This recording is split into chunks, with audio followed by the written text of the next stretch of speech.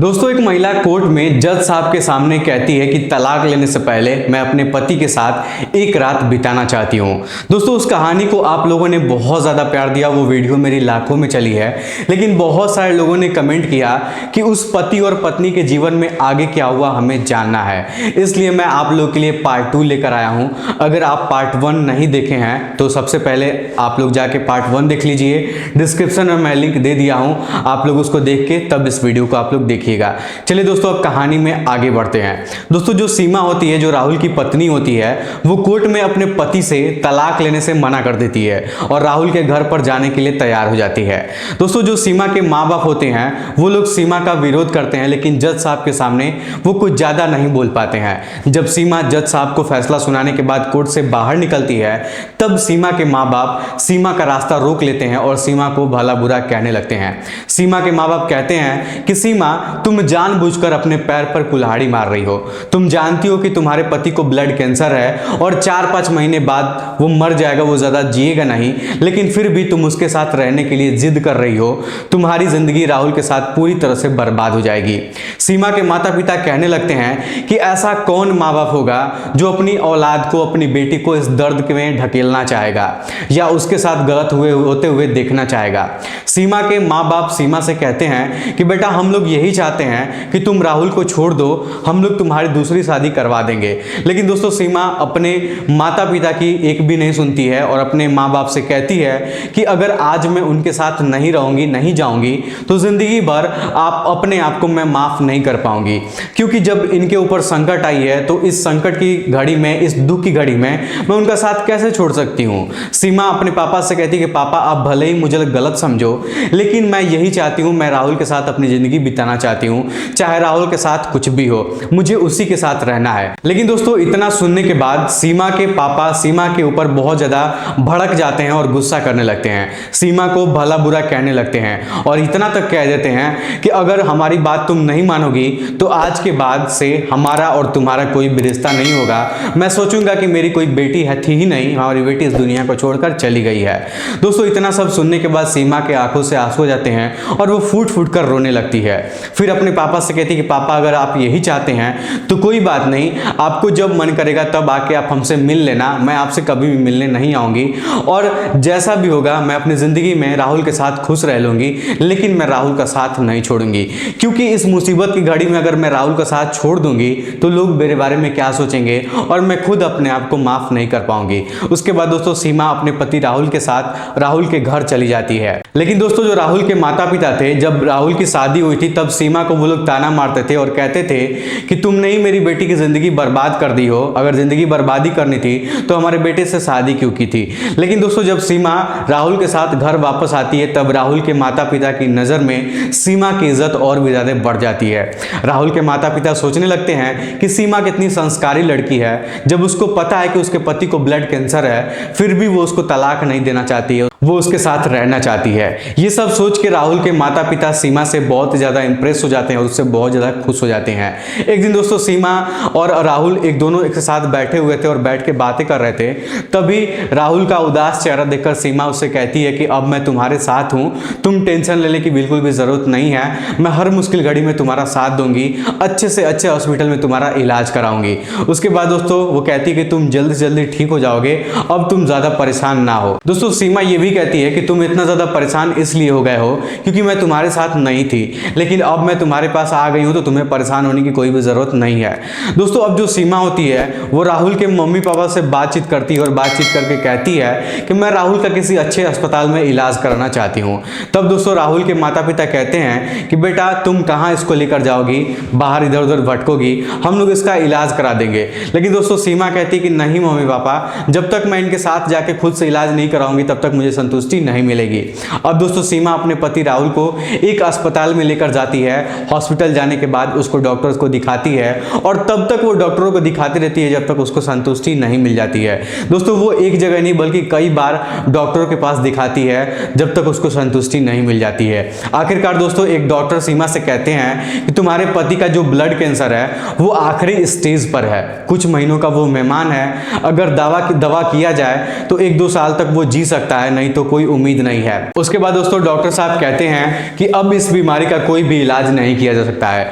अच्छा होगा कि अगर तुम इसको अपने घर ले जाओ और घर ले जाकर अच्छे से इसकी सेवा करो, इसकी देखभाल करो, ताकि कुछ दिनों तक वो और भी ज्यादा जीवित रह सके। इतना सब सुनने के बाद जो सीमा थी वो डॉक्टर साहब का पैर पकड़ के दोस्तों बहुत ज्यादा रोने लगती है और गिड़गिड़ाने लगती है।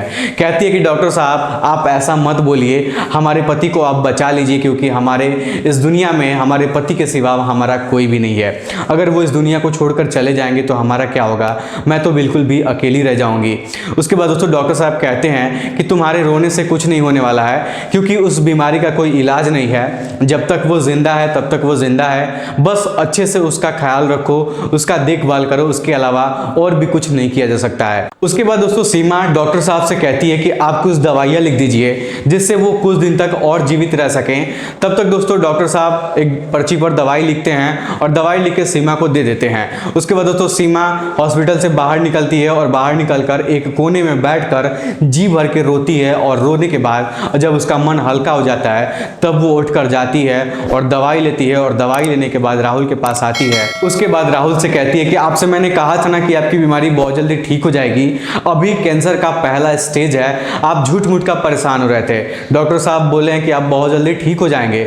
लेकिन दोस्तों जो राहुल था उसको पहले से ही पता था कि उसका जो ब्लड कैंसर है वो आखिरी स्टेज पर है, इसलिए वो अपने मन में ही ये सारी बातें सोचकर दुखी हो रहा था और सोच रहा था कि सीमा उसको कितना प्यार करती है, वो उससे झूठ बोल रही है ताकि वो उसको बुरा ना लगे। उसके बाद दोस्तों राहुल भी मुस्कुराता है और मुस्कुराकर कहता है कि अगर ऐसी बात है तो मैं जल्दी ठीक हो जाऊंगा, चलो अब घर चलते हैं। लेकिन दोस्तों राहुल अपने पत्नी से ही बताना नहीं चाहता था कि उसको ये बात पता है कि उसके ब्लड कैंसर का जो स्टेज है वो 3rd स्टेज पे है, क्योंकि राहुल भी अपनी पत्नी को हमेशा खुश देखना चाहता था, वो उसको परेशान देखना नहीं चाहता था। उसके बाद दोस्तों सीमा अपने पत्नी राहुल को लेकर घर चली जाती है।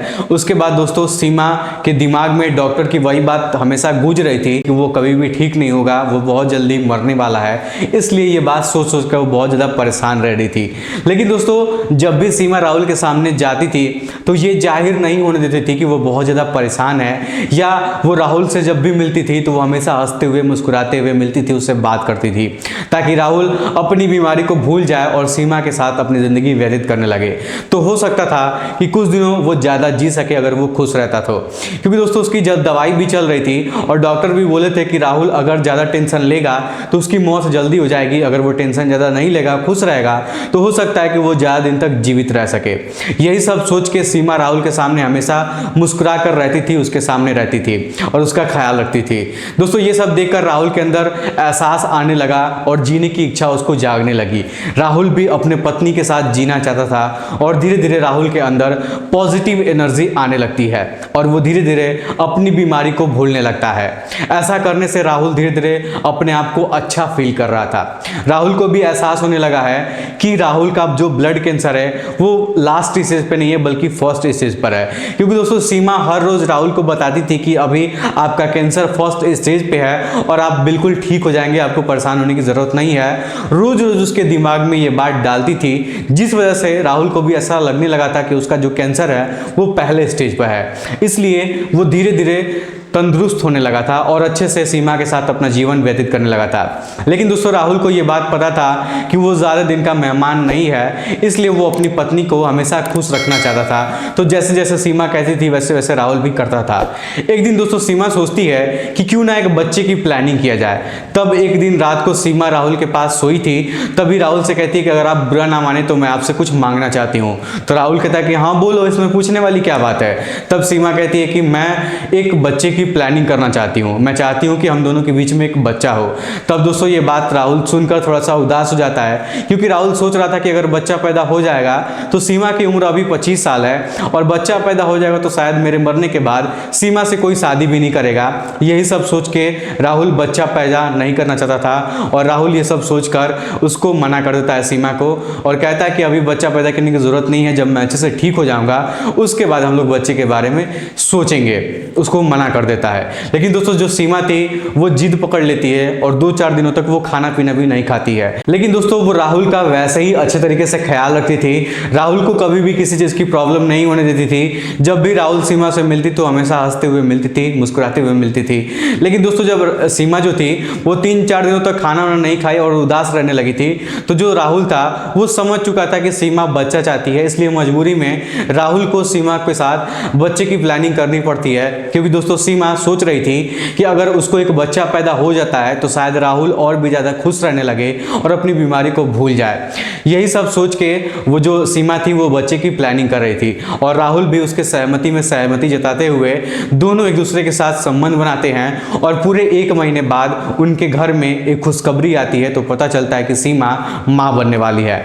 दोस्तों इस बात से राहुल के माता पिता और राहुल भी बहुत ज्यादा खुश हो जाते हैं। उसके बाद दोस्तों राहुल अब अपनी पत्नी का ख्याल रखने लगता है और प्रेग्नेंट होने के बाद हमेशा डॉक्टर से चेकअप करवाने लगता है और इन्हीं सब कामों में वो बहुत ज्यादा व्यस्त हो जाता है, अपनी बीमारी को धीरे धीरे भूल जाता है। दोस्तों जो राहुल था उसको ऐसा लगने लगा था कि उसको कोई कैंसर की बीमारी है ही नहीं, वो पूरी तरह से अपने परिवार में घुल मिल चुका था। दोस्तों जो राहुल था वो अपनी दवा भी खाता था, तो इसलिए वो धीरे धीरे थोड़ा सा ठीक भी हो रहा था। लेकिन दोस्तों वो बीमारी कभी ठीक होने वाली तो थी नहीं, बस कुछ दिनों तक वो और भी ज्यादा जीवित रह सकता था दवाई खाकर। उसके बाद दोस्तों राहुल के अंदर बहुत ज्यादा पॉजिटिविटी आने लगती है। दोस्तों देखते ही देखते पूरे 9 महीने बीत जाते हैं और उसकी पत्नी को एक प्यारी सी बच्ची पैदा होती है। ये सब देखकर राहुल बहुत ज्यादा खुश हो जाता है और राहुल के माता पिता भी खुश हो जाते हैं। दोस्तों राहुल के घर पे एक नए मेहमान का स्वागत किया जाता है और सभी लोग खुशी खुशी सीमा का और सीमा के बच्चे का ख्याल रखने लगते हैं। दोस्तों इस बात से राहुल सबसे ज्यादा खुश था, लेकिन उसको बच्ची पैदा हुई थी तो इस बात की खुशी तो थी, लेकिन साथ साथ में वो बहुत ज्यादा दुखी भी था और वो सोच रहा था कि अगर वो इस दुनिया को छोड़कर चला जाएगा तो उसकी बच्ची का ख्याल कौन रखेगा, उसकी बीवी सीमा का ख्याल कौन रखेगा। यही सब सोच के वो थोड़ा सा बहुत ज्यादा डरा हुआ था और परेशान भी था। लेकिन दोस्तों राहुल की बेटी होने के 2 महीने बाद भगवान की कुछ और ही मर्जी थी, राहुल की तबीयत अचानक खराब होने लगती है।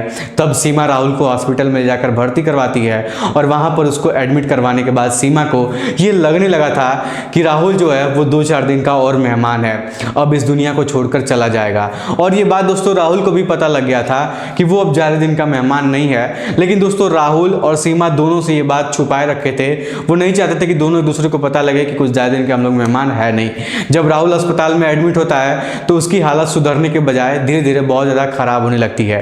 दोस्तों एक समय ऐसा आता है जब राहुल हॉस्पिटल में सीमा और सीमा के बच्चे और अपने माता पिता को छोड़कर हमेशा हमेशा के लिए इस दुनिया से चला जाता है। जो सीमा थी वो बिल्कुल अकेले पड़ जाती है, लेकिन अब उसके पास उसकी बच्ची थी, उसके साथ जीने का सहारा था, तो कैसे भी सीमा अपने आप को संभाल लेती है। लेकिन दोस्तों राहुल के जाने के बाद सीमा की इज्जत उसके रिश्तेदार वालों की नजर में, राहुल के घर वालों की नजर में और भी ज्यादा बढ़ जाती है। सीमा की इज्जत बढ़ने की वजह ये थी कि सभी लोग ये सोच रहे थे कि सीमा ये जानते हुए भी कि उसके पति को ब्लड कैंसर है, लेकिन फिर भी वो अपने पति का साथ देने के लिए ये ठान लिया और अपने पति का साथ दी। यही सब सोच के सीमा को बहुत ज्यादा लोग मान सम्मान देते हैं। लेकिन दोस्तों जब सीमा के माता पिता को ये बात पता चलता है तो वो लोग सीमा के पास आते हैं और सीमा से हाथ जोड़कर माफी मांगते हैं और कहते हैं कि सीमा, हम लोग यही चाहते थे कि तुम्हारे जीवन में कुछ गड़बड़ ना हो, हम लोग बस तुम्हारा भला चाहते थे, लेकिन हम लोग ये भूल चुके थे कि तुम्हारे अंदर जो संस्कार है वो हम ही लोग का दिया हुआ है और तुम भी अपने पति के साथ जिंदगी भर हमेशा साथ दोगी। ये सब हम लोग नहीं सोचे थे, इसलिए हम लोग तुमसे माफी मांगना चाहते हैं। दोस्तों सीमा के माता पिता ये भी कहते हैं कि तुम हमारी बेटी हो और हम लोग कभी भी तुम्हारा बुरा नहीं चाहेंगे। दोस्तों राहुल के माता पिता भी सीमा का बहुत ज्यादा अच्छे से ख्याल रखते हैं, उसका साथ देते हैं और जिंदगी में सीमा को किसी भी चीज की कमी नहीं होने देते हैं। अब राहुल के माता पिता और सीमा के माता पिता दोनों लोग मिलकर सीमा की जिंदगी को आगे बढ़ाते हैं और उसकी बच्ची की परवरिश करते हैं, उसकी बच्ची की देखभाल करते हैं। अब इस दुनिया में सीमा अकेले नहीं रहती है, बल्कि उसके साथ बहुत सारे लोगों का प्यार और साथ होता है। दोस्तों सीमा की बच्ची भी बहुत ज्यादा खुश थी, वो भी धीरे धीरे बड़ी हो जाती है और देखते ही देखते वो भी अपना पढ़ाई वढ़ाई करने लगती है। उसके बाद दोस्तों देखते देखते बहुत ज्यादा समय बीत जाता है और राहुल की यादें भी धीरे धीरे धुंधली पड़ जाती है। सीमा की लड़की भी बड़ी हो जाती है और अपनी पढ़ाई करने लगती है। दोस्तों ये बहुत ही रोमांचक कहानी है। सीमा के साथ जो हुआ था वाकई में वो बहुत ही हैरान कर देने वाली घटना है। मैं भगवान से दुआ करूंगा कि ऐसा किसी के साथ जिंदगी में भगवान ना करें और मैं भगवान से ये भी दुआ करूंगा कि जो वीडियो हमारे लोग देख रहे हैं कभी भी उनके उनके साथ ऐसी घटना ना हो। दोस्तों आप लोग सीमा और राहुल के बारे में क्या कहना चाहेंगे, एक बार आप लोग कमेंट करके बॉक्स में हमें ज़रूर बताइएगा, और एक प्यारा सा छोटा सा कमेंट कर देंगे तो मुझे अच्छा भी लगेगा। फिलहाल आज की इस वीडियो में इतना ही। वीडियो पसंद आया तो वीडियो को लाइक और चैनल सब्सक्राइब जरूर करिएगा। बहुत बहुत धन्यवाद।